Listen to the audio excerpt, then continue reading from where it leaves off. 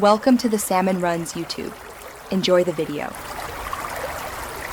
You begin by confirming prerequisites and then act.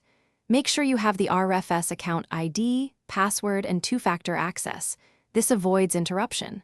Open the target app or web portal, go to Settings, then Account Linking, and select RFS.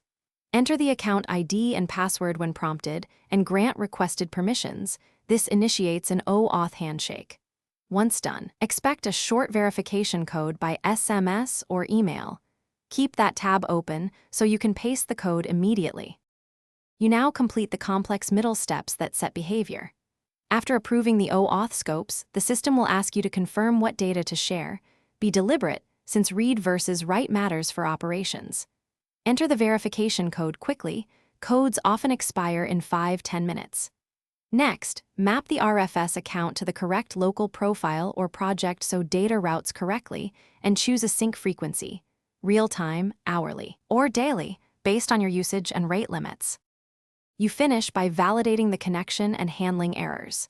Trigger a manual sync and confirm that recent transactions, balances, or settings appear. This proves permissions are correct.